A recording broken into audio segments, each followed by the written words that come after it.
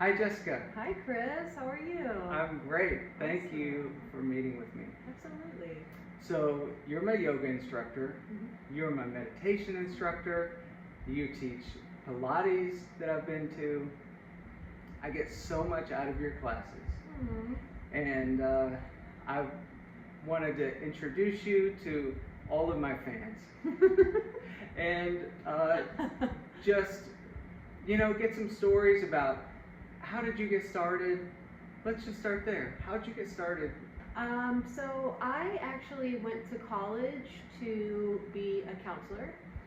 So I have my undergraduate degree in human services and counseling, and I have my CAC2 to do addictions counseling. So that was my initial move towards the helping profession. I've always kind of been passionate about helping people, and that was what I thought was my calling. And so in the meantime, I would be teaching Pilates. I started that just kind of on a whim, like an employer wanted someone to do it, and I'm always the sure I'll do it kind of girl. Yeah. And so what I learned from Pilates, I guess, is just an awareness of how my body works and kind of the power of tuning into my body and the infinite wisdom there.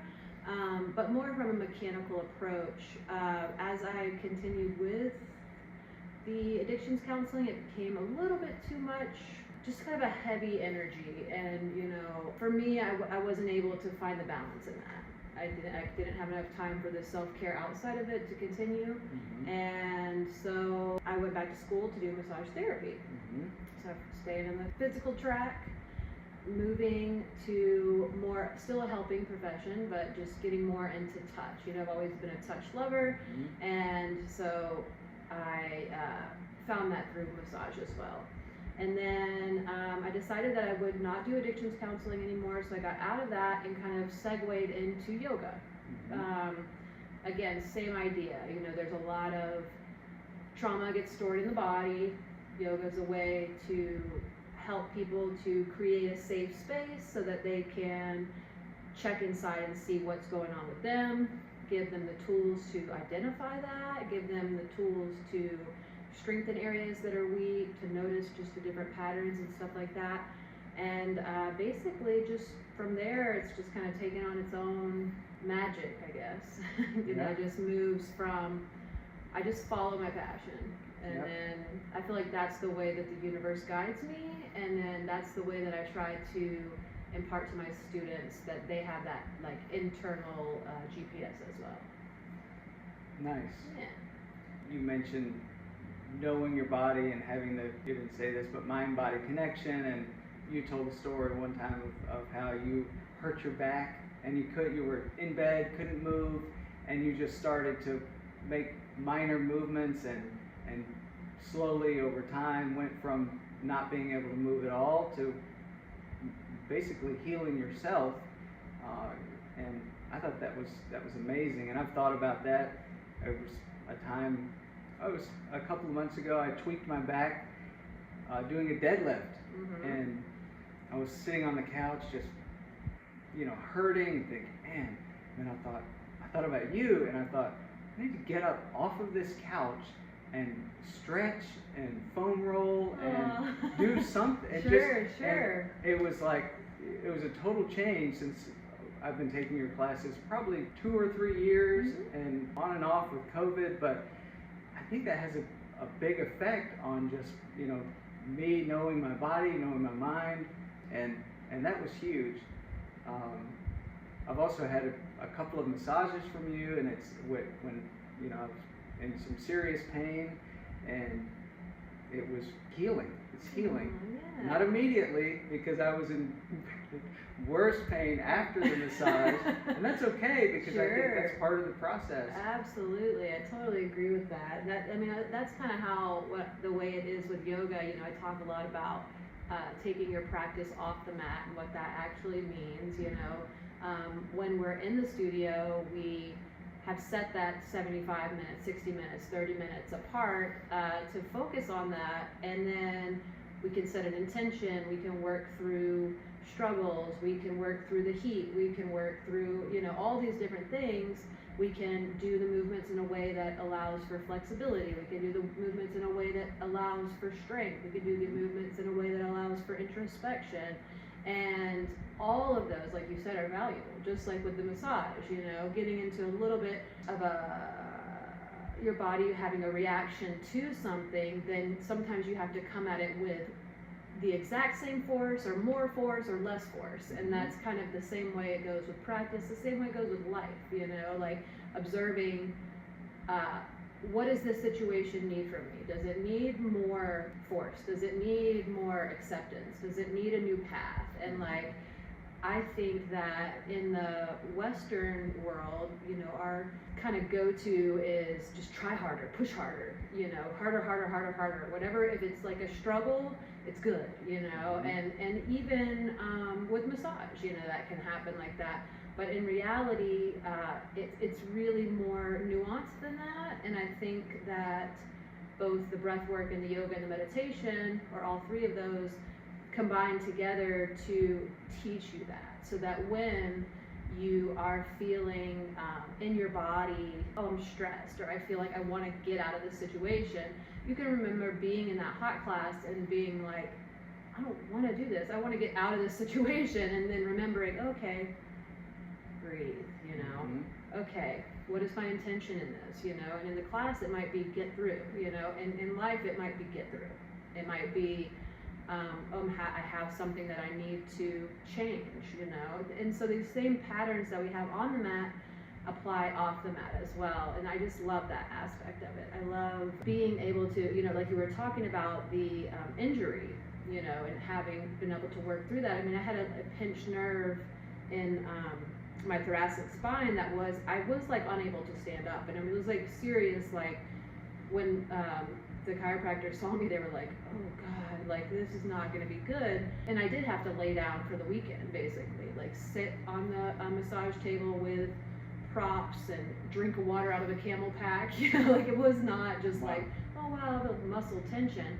But like you said, you know, I didn't say to myself, oh, your back is fine, get up and do this, you know, like that would have been delusional, you know, and definitely more harmful. And I think that same thing again applies with emotional stuff. You know, we a lot of times just like, oh, I'm grieving, but I don't want to experience the fullness of grief because I'm afraid. I'm afraid that I don't have what it takes. And so I just will say, I'm not grieving, I've accepted this. But your body knows. And it just continues to grow and grow and grow. And so I think that a lot of times, like dropping into the experience without trying to, not just going, oh, I want to avoid certain things and I want to move towards certain things, you know, it's a more acceptance of what is. And then once we have that acceptance, it starts to just work, you know, and it's like anything that you resist is going to persist, anything that you accept is going to change, and that's just like how life works, you know. And so being able to breathe the breath into this space without the focus of trying to change it and saying like, oh, this is bad, you know what I mean? Like that's another big thing I think that we do is like, this is bad, this is good, that duality of either I want something or I don't want something. And you know, I think that yoga and meditation allows you to see that in every good thing there's bad, in every bad thing there's good, in every struggle there's triumph. And like it's just like the duality is such an outdated system that it's two sides of the same coin. You know what I'm saying? And so like you're like, oh, I really don't want this, but I want to grow, and then your higher self knows that you have to have this to grow, you know. And so like with the muscle tension, I really don't want to have this back pain, but my higher self knew I need to adjust the way that I'm doing things so that doesn't become an area that goes out so easily, or I need to strengthen these areas. And like, so it's just like kind of tapping into the inner wisdom of yourself, of your community, of the cosmos. I mean, really, it's how you do anything is how you do everything. And so I think that meditation and yoga allows you to get into that place of what is my go-to when things get tough? What is my go-to when I'm tired? What is my go-to when I'm hurt, you know? And it's like, when you close your eyes and just watch what's happening without trying to judge it, you see, okay, when I'm nervous, I shut down. My chest gets heavy, my shoulders close up, and I feel pressure from the outside. Then I feel that feeling, and then I'm like, oh, I'm feeling pressure. Okay, let me just breathe into that. What is that? Wow, it's really cold and dark on the center of my chest. I feel like a closing down the back of my neck, And when have I felt this before? And you can use that prompt to go back to times in class when you felt that way, and then see what you did, and see if you want to apply that. You can use that prompt to go back to times in recent past when that's happened, and what you did or didn't do, and it's all just so much information. You can even take it back to when is the first time I felt this way? When was the first time that I felt nervous to where my body closed around my heart, closed off that heart chakra that allows me to connect with other people and be in like a sympathetic nervous system, or parasympathetic nervous system, where I'm calm and relaxed and engaged. What was the first time when that shut off? And then you can go back into that space, reparent that little child that had broken people, which we all are, trying to do their best, but maybe falling short, you know what I mean? Someone can be doing their best and still fall short, and then you can go back in and nurture that child and really heal generations past, generations future. It's powerful stuff. That is so interesting. I love it. That's amazing. It's rad. I like what you said, how you do anything is how you do everything. And I've seen how developing patience, developing just the things that we do in yoga, when something gets hard and it's like, I don't want to do this, but you keep doing it, or sometimes you don't. Sometimes I just have had enough and I just lay down on the mat or sit down or take a deep breath. And I've seen how developing these things in yoga has helped me to be a better parent when my kids are pushing my patience, and I just take a deep breath and just let it out. Totally. And then develop some patience with myself so that I don't snap or yell or whatever with my kids. Just become like run by that emotion, basically. Yeah, controlled. Yeah, absolutely. So I'm in a little bit more control than I was before. Right. Yeah, and it is always progress, not perfection, and that's what I love about yoga too. Even with, we do a lot of sequence practices, which at first I was like, same old every day. But the benefit of having those sequence practices is there is a part of the movements that is the same, so you're not having to use your brain as much to focus on what the pattern is. You know those moves and you're doing those moves, but then you can tap in, where is my anchor? Which ways am I reaching? Am I reaching more with one side and less with the other?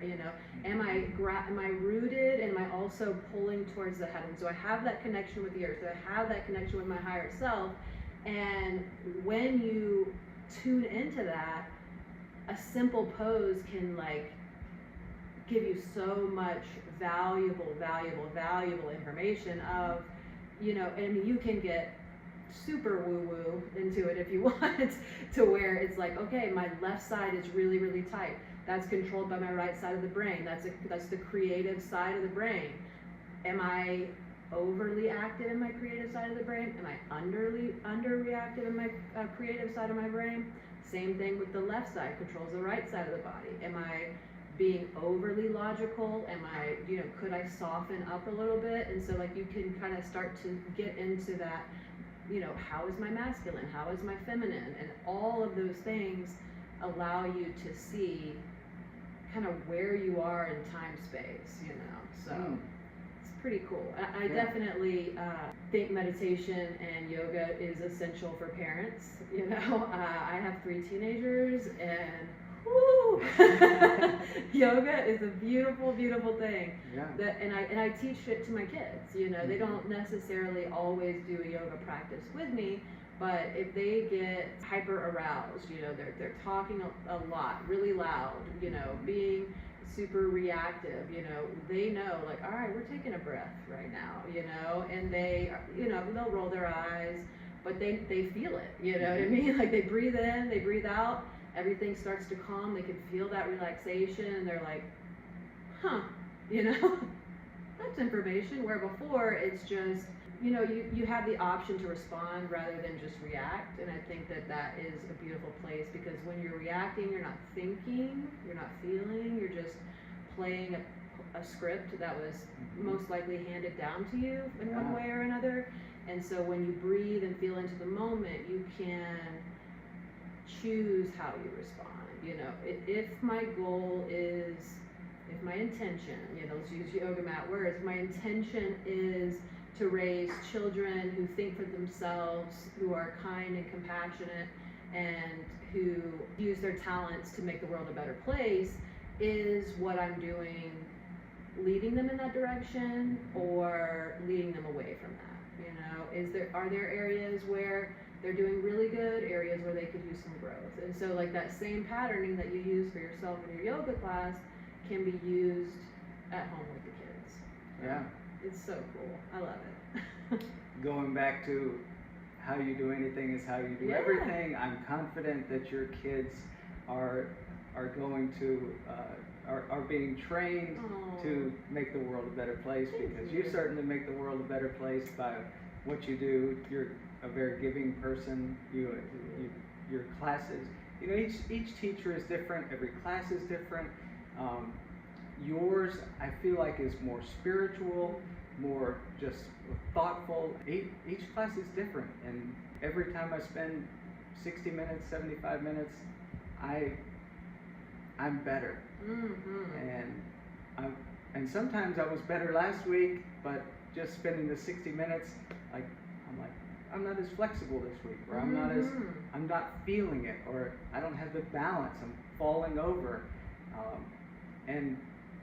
And accepting that that's where I am today is powerful, and it's okay if I'm not as balanced this week as I was last week. But I think the acceptance is something that, acceptance for what's going on now, and while at the same time growing and improving, is something that I've learned in yoga, and what I've seen in others. I've seen people come in, and you're standing in front of these mirrors and looking at yourself and sweating and looking at yourself fall over or struggle.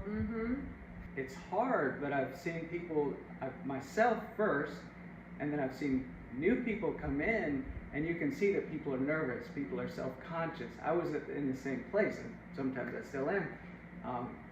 But I see people very quickly in yoga grow and become more confident. And I think it's part the movement, part just focusing on ourselves, and part the community. And it's just, it's really nice to see. I love seeing new people come in, and you can tell they're nervous, they're self-conscious, and then after 3 or 4 classes, they're just at home. It's really nice. Yeah, I do. I agree with that, and I love that too. I think that all around the world, that the for me, the purpose of life is to create that safe container where people can meet themselves over and over again. And I feel like in yoga, especially in a larger class where there's more people, or people who come in a set routine or schedule, you get to feel that safe container, and you get to have experiences where people are for you, and you get to have experiences where no one's perfect and everyone's showing that like imperfection and that like humanity. And I think it's a very refreshing, I think just like you said, you see yourself, oh, I ate a lot of food this weekend, oh, I look fat or whatever, and then you're like, look in the mirror and you realize yourself, oh, I'm judging what I look like on the outside. Like, is that important? No. Like, is this taking me away from this present moment? Yes, 100%, and like, and as the teacher especially, there's that like outside pressure of like, you gotta be perfect, you gotta know how to do the moves, you gotta, whatever. And it's just not facts, you know that. I forget, I fall, I do whatever because I'm a human too, you know, and like to be vulnerable in front of people when they're looking to you as a sort of leader or guide, you know. I don't think like I have all the answers. I don't think I know like what's good for anybody else, but what I do know is that when I show up with integrity and vulnerability and show that to people, that's what changes them, you know, because that is what we need, that compassion. Going back to the how you do anything is how you do everything. You know, when you see people in the class and you're so good at this, like, you know, go talk to them. How's that thing they're doing? How are their kids? How is their whatever? And they feel seen and heard and understood. Healing the world. You know, it's a beautiful, beautiful experience. And then people can just come in and say, okay, well, you know, like you said, like today I'm tired. Today my balance is off. Today my whatever. And then it's like, you're still like, and that's okay, you know? So like, it's like, and then that transfers to, we wake up, or I wake up sometimes and I'm just like, everybody's about to get it. And my boyfriend says that when I wake up like that, I'm like Larry David. He's like Curb Your Enthusiasm. Okay. Yeah, and he's like, you're just like so cynical and like you know, used to I'd be like, oh, that's not what I want to be, and I'd stress out, and and now I'm just like, and then I accept that. I'm my cynical self for a little bit. It's nothing that hurts anybody, of course. I would never encourage anything that hurt anybody, myself included. Of course. But I'm just like, okay, this is how I am, and whatever. If you can accept something as it is, it changes. That's just like the way of life, you know. But the longer you resist something, it's like you're bringing that energy of that thing into your energetic field. You know what I mean? Like you're saying, like it's like if you think about, I don't want to eat sugar. I don't want to eat sugar. I don't want to eat sugar. I don't want to eat sugar. I don't want to eat sugar. All you're thinking about sugar, sugar, sugar, sugar, sugar, and then you know our brains are visually stimulated, so we have a picture in our mind of everything, every word that we have, but the only word that we don't have a picture for is no, or versions of no. And so what we have to do is bring that image of whatever it is up, and then we have to do the reverse of that. So it's like, I don't want to eat candy. Okay, think of candy. Oh, but no, we don't want candy. And so then it's like, throw the candy away, or do I put it in the counter? You know, like in your mind, you know, and you're like, it's a multi-step process. And so like they say, like with children, you shouldn't say, don't touch the stove, because then their thoughts are, touch stove. And then maybe they don't have the ability to have that second layer of thinking that goes there. They're just like, stove? Okay, whatever. They don't hear the you know, word don't. yeah, right. And so it's better to say, stay out of the kitchen, or keep your hands in your pockets, or whatever it is that doesn't have that no attached to it. And I think that that's the same idea, that like resistance, because it is that like, this is what I don't want, so I'm going to focus on what I don't want. It's not very effective. Where if you focus on what you do want, then you're just constantly bringing that energy into yourself, and it's going out, and it's bringing things to you that are going to continue to show that and continue to grow that. Yeah. You've mentioned energy several times, and since I've been doing yoga, taking your meditation classes, I recognize the energy around us, and I also feel that I have a little bit more control over recognizing when there is positive energy around me, negative energy, and you know, spiritual or otherwise, just you know, someone's energy. So if someone is angry, you can see it, you can feel it. If someone is happy, if someone is you know, in love or whatever, you can feel it. And I feel that just by recognizing that, I have a little bit more control and power over what energy on the outside I let in, 100%, and then what energy I give out.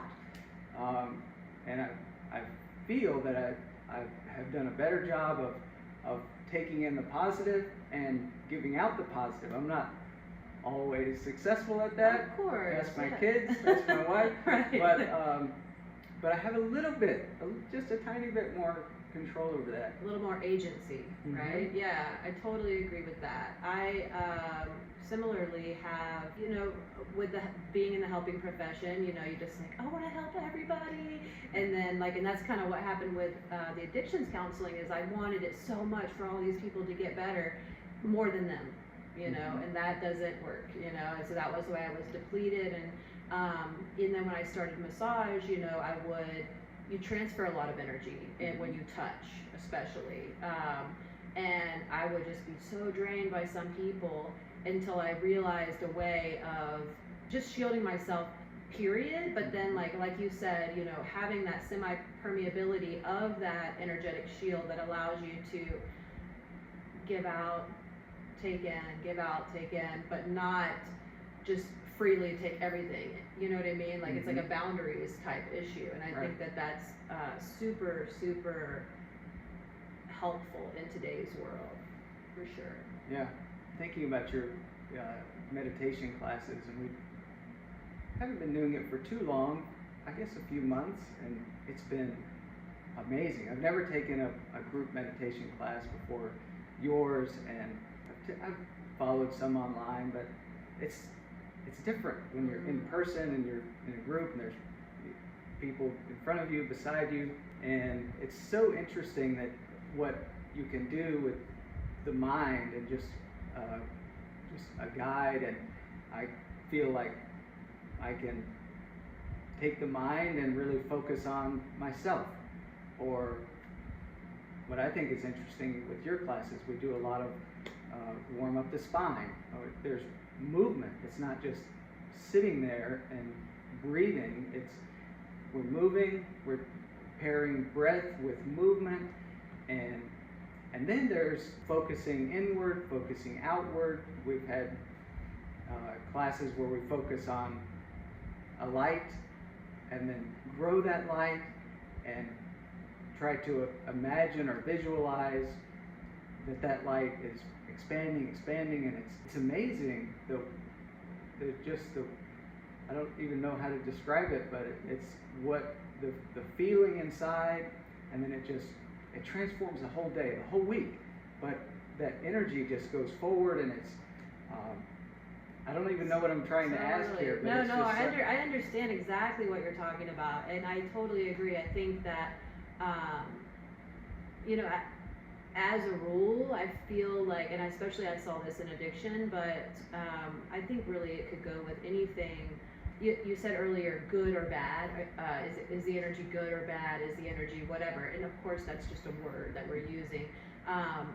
But more, I think, you know, we've had so much good and bad put onto us, you know, that it's maybe not that effective, because then when you choose the bad, then you have shame and you have guilt, and it's like, you're just a human, you know? And so like for me, a more positive reframe is it adaptive or maladaptive? You know, is it getting me towards my goal or away from my goal? And I feel like so that was something that I've thought about. That was what you were talking about earlier. But then moving on to the experience of group meditation, you know, I believe that we are all connected. I believe that that's how different you're thinking of someone, they call you. You know, you have an experience, you see a sunrise or a sunset, and you feel in your body, this is real. You know, this is powerful. This is a spiritual experience outside of religion, outside of any kind of ideology. Just your cells can feel that, you know, and that's what I think is the benefit of what you can feel in meditation. You know, you have several people who are very different on the outsides having this super similar experience, and then expanding that energy out to their families, their communities, their state, their country, the world, the cosmos, you know. And it's like, you do see how small intention-based action creates worldwide change. Because just like the butterfly effect, you know, I mean, that's a pretty common thing that people know about. But I mean, I don't want to go down too much of a crazy road. Let's go. But I really just feel that when we heal ourselves, we heal the past, and we heal the future. You know, everybody is inside of a larger human body, you know, and so if you think about your body, if the muscles are healed and they're hydrated, and then something gets injured, then the body has more ability to go to that spot and heal that spot. Where if every part of your body is injured, the body is kind of like, okay, what do we do now? You know, and it just shuts down, so that some of those parts can be moved to the part that's really, really bad. And I feel like through meditation and yoga, that's what we do. Well, really anything that you do to better yourself, that energy goes back into the collective, allows for your energetic imprint to not be the one that's having to pull, and so the resources can then go to the ones who are really, really struggling in that time, heal them, then you might be the one who needs it, then it comes back, that heals you, and then it, you know, and it's for infinity, you know what I mean? And it's just help the brother helps you, help the brother helps you, you know, and I just think like, and even just like that exchange to me feels like a yoga move, you know, like it's a contraction and expansion and contraction. It's the sideways movement and the other side movement, and that's why I use a lot of movement meditation, is because we're babies when it comes to meditation. We're babies when it comes to knowing what's going on inside of our physical body and our feeling body,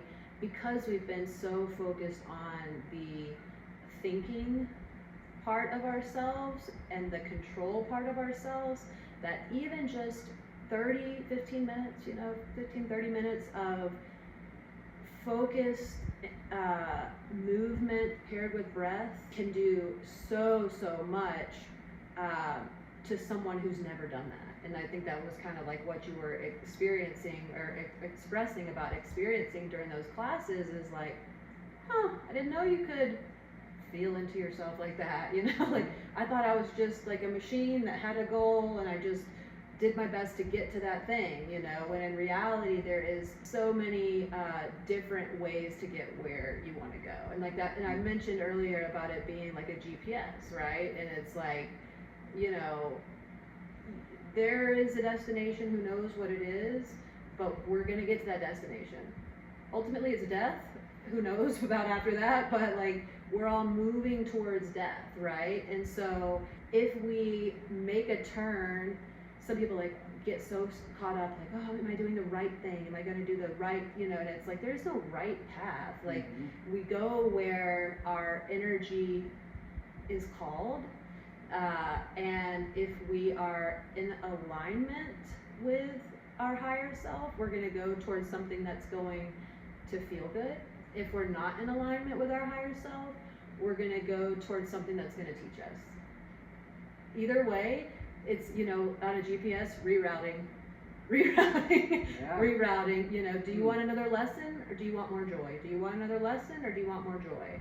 And it's like the paths of lesson or joy, fear or love, you know, those are the kind of options that we have every day. But you're not set into that, you know what I mean? I may wake up today and feel like today's going to be a lesson day. I can feel it, you know, and that's okay, you know, or I might wake up and just be like, everything feels good, you know, everything feels like it's flowing, and I'm in this like super gratitude space. I'm in whatever, and it doesn't have to be like the outside things are going well. Like sometimes in the worst outside situations, I've been able to feel the best, you know? It's like, so I think that mostly for me, so like when you're like evolving or whatever, and I put it in air quotes because, you know, like, what does that even mean? You know, people have all different kinds of beliefs about that, and I don't really, it doesn't matter what words you use, you know what I mean? I could say whatever, but it would be great if you learn a lesson and then like you get like a party, some money, like confetti, a new avatar, like whatever, like woohoo, I leveled up like a video game, you know. But in reality, at least for me, what's happened the most is to show that I leveled up, I'll get into a situation where that same thing is triggered, and then I'll react in a different way. I'll realize that in that moment I actually do have control. I don't have to just react, I can actually respond. And it's like, well, that is just not as exciting as the party that I feel like I need to get. But I think nothing teaches you that better than yoga and meditation, you know, because it is that internal, like, you know, it's nobody's like, I'm not like a student in a class with you and I'm like, oh, look at the way Chris is doing that, you know, like, wow, I can't believe he can't touch his toes or whatever, you know, like, it's just me focusing on myself, you focusing on yourself. And I think, again, that type of experience goes to show you that, one, you're not that important. Nobody is looking at you, nobody cares what you do, like, you have way more freedom than you think that you have, you know, it's mostly all just you're making it up. And then two, everybody is the same, you know, we're all trying to, in our own ways, get better. We're all trying in our own ways to understand what we're here for. We're all, you know, and so like to see people beside you doing the same thing has a certain like cohesiveness, creating factor to it that in today's world is hard to find. And especially with COVID, and then like after COVID, you know, different ways that people view space, and then like it's, you know, we wear the mask, and there's so much like meant to be put in between being seen, heard, and understood, that to, for like a metaphor, drop the mask, you know, to come close, to choose to engage. That is what the world needs right now. You know, they need to know that it feels good and it feels safe to be vulnerable with people who get it. You know? It's really counterintuitive that nobody cares about me is empowering. That when I go into that class and I think, oh, is anybody looking at me? The answer is most of the time, no. They're looking at themselves, they're focusing on improving themselves, on not falling over, on breathing. And so I can just focus on me, and I think that's maybe a big part of the power of yoga, is that everybody's focusing on themselves, and so there's no need to be self-conscious. And I feel like people pick that up pretty quickly. I agree.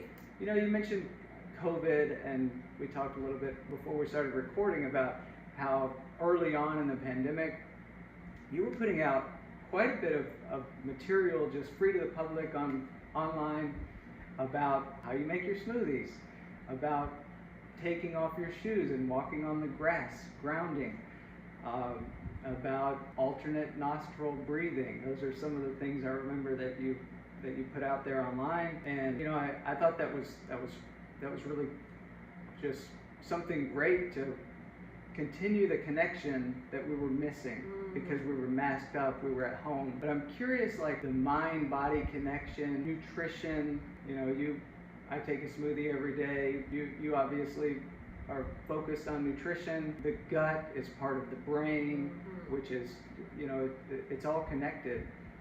What are your thoughts on nutrition as in connection with all of this? Totally. So for me, nutrition is so important. I mean, obviously, the old adage, you are what you eat, you know. So I have had, or continue to have a lot of food allergies. And what I'm learning, like, is that so much of that is tied to an overactive nervous system. You know, so much of my struggle with constipation and food allergies, again, that is, my nervous system was shut down in a frozen state, and because the gut is the second brain, that motility was just shut down. And I mean, I tried all the different diets, all the elimination diets, all the pills, all the whatever, and nothing would work until I was able to heal my nervous system. So, and then now that my body is not in that continual fight or flight state, it can switch to that rest and digest a little bit easier, because that's what happens when you go into meditation and when you have different kinds of breathing that work, that all of the things that I was looking for outside of myself, the answer was inside, you know. Wow. And which is like, holy moly, you know, I spent so much money seeing specialists and buying this and buying that, and when in reality my body was just like, hey, can you look at us for a second? You know? And so then once that issue has like been cleared up, and I'm operating in more of a rest and digest system as opposed to a fight or flight system, then I'm able now to just observe again, how does my body feel when I put sugar into it? How does it, maybe it feels good for, 5 minutes or less, Tastes good. And then in 10 minutes I'm exhausted, I'm tired, I have low energy, or if I eat protein, how does that affect how I can show up in my workout for the day? How does it feel, like all the different little nuances, again, that you can only know when you pay attention, like I don't think that there is a certain diet or eating plan that works for everybody, Right. Some people, and I also don't even think that there's an eating plan that works for one person their whole life. Right. Like we have different needs, especially as a woman, different needs hormonally, different needs, different times of the month, different needs when your mind is tired, and I mean, like all of those things to try to say like, hey, this works. Even like, I've done blood type diet, I've done, keto, I've done vegan, I've done plant-based, and again, I think that's that, like looking outside of myself for the answer, like someone tell me what to do, and like not like when they do, like that's gonna work or I'm gonna listen. Right. But yet I still continue to go back to look for the answer, and I think that's like something innate in us that wants the answer to be outside of us, and the fact that it's like something that doesn't necessarily, like, it's counterintuitive. Yeah. It's counterintuitive to say there's something broken, there's something maladaptive inside of me, and there's something that can correct that maladaptiveness inside of me. Like, it's like, what? That, like, but it is powerful, and it is, if we really believe that, the amount of control that you have over your life is just out of control, and you really do have the answer. So like for me now with nutrition, I literally just ask myself, is this good for me? And some days, what's good for me? Maybe having some chocolate, it's maybe it's fasting, whatever it is. But because I'm tuned into my own energy, and because I know from the practice of noticing what's going on in my body, I can see, oh, I'm feeling anxious, my stomach is tight, my shoulders are hunched forward, I'm starting to dissociate, I'm starting to feel tightness around the outside of my head. And I'm starting to tell myself, a cookie's gonna make this better. Yeah. And so then I can say, okay, let me feel into this. Let me feel what it feels to feel anxiety. And then I can say, is a cookie what I need?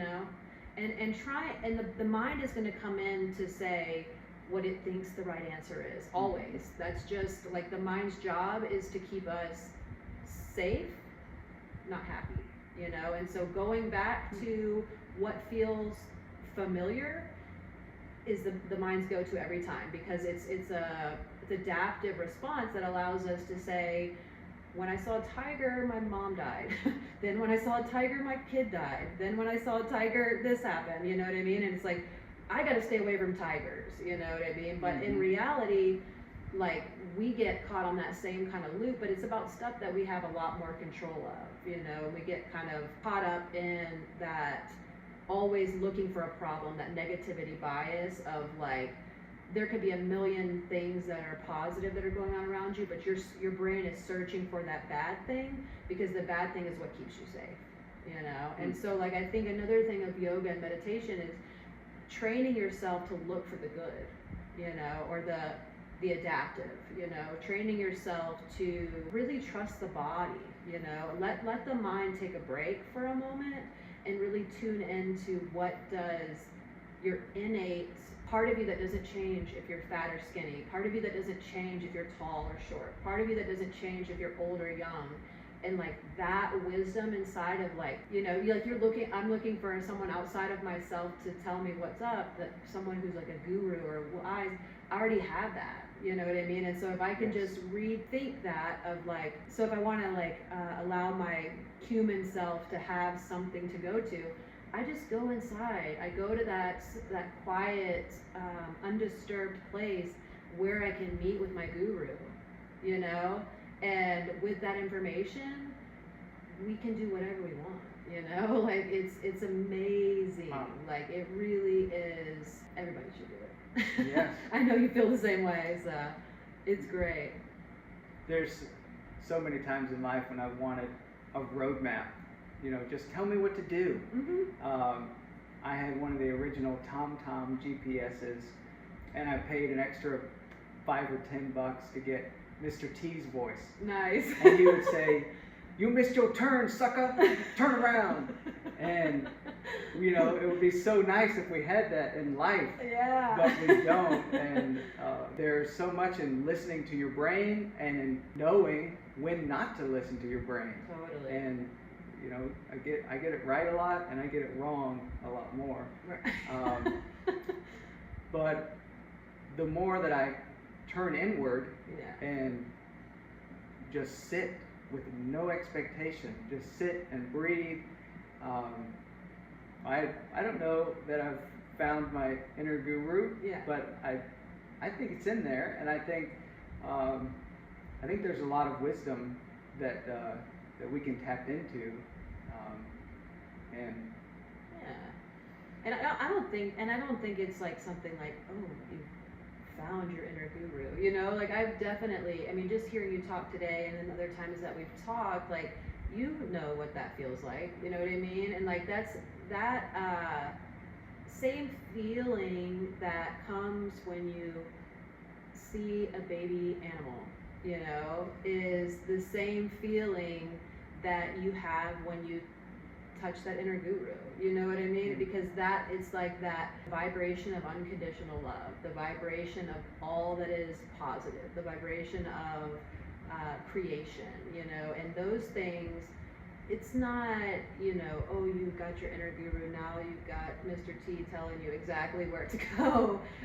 It's that you dip the finger in, and then you're back to the present, and you dip the finger in and you're back to the present, and you dip your finger in and you're back to the present, until eventually you're just in the water, you know, and your presence in the water is heaven, you know, for lack of a better word, you know, because you have experienced something higher, you know, and that's what I don't try to get to a destination. I've definitely in the past, like you said, looked for something or someone to know the answer so I can just follow the script, you know. That's what I want to do. I want to get it right. I want to be have not a lot of problems. I just want to coast, you know. But like, and I think a problem or what I don't like about organized religion, I think there's a lot of good stuff that comes out of it, but I think that the part of it that I've always kind of had like a pushback against is that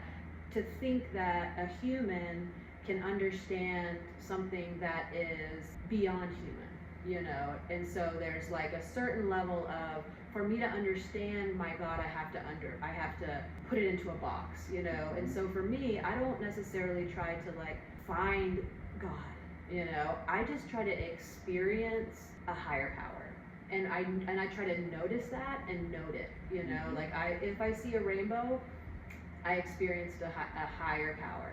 Yeah. If I notice my kid is emotional and then I choose to respond to that by, you know, offering comfort and non-judgment and a safe container, I feel that, you know. If I see a friend and I feel something in my heart that I need to tell them, even though it feels weird and like, oh, they're gonna be thinking like, what is she talking about or whatever, I've just trained myself to, when I have that little tug, do it, and then I feel a higher power, you know. And it's like, if I can have a life full of experiencing my higher power, I don't really care if it's Jesus, Buddha, Chris, you know, my dog, you know what I mean? It's like, all of us are the same, you know what I mean? Yeah. We're all just mirroring back to each other what's going on inside of ourselves and the other person, you know? So it's like such a blessing to be alive, I think. It really is very cool.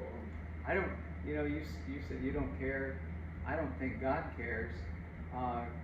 Jesus or Buddha, as long as you're expressing love and loving those around you, I think that's the most important thing. I took my wife to a hot yoga class for the first time last week, and she was, there were some parts she liked and some parts she didn't, but she talked about, during the meditation portion, I don't know if it was before or at the beginning of class or at the end of class, but she talked about how meaningful that was for her when the instructor was talking about focus on yourself.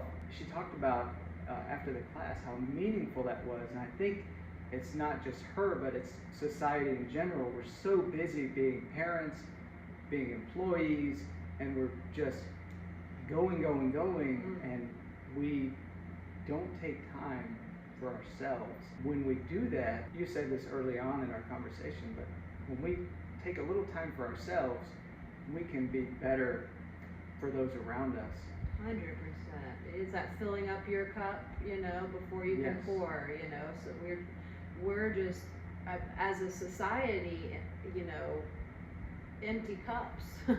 Trying to pour, you know what I mean? And then you feel somebody gives you a little bit of liquid, and then that's why we see so much codependency, you know, because it's like, I've got to have this liquid to survive, you know, not knowing that you just have to open the spout of yourself, and then your whole thing is filled. But like you said, that takes time and practice and intention, you know. So I totally agree with that, and I totally agree with the concept of universal unconditional love being the God energy, and I do think it's that simple, you know. Are we choosing fear, or are we choosing love? And if we can choose love, that means that we have faith. Yeah. Because fear says, you know, don't do that, what could happen, and then love says, I'm gonna do it and see what happens, you know. Like, I trust that something good's gonna happen, where fear is like, don't take action because only bad can happen. And it's like, when we step into love, we're saying like, oh, fear, you're so cute, you know.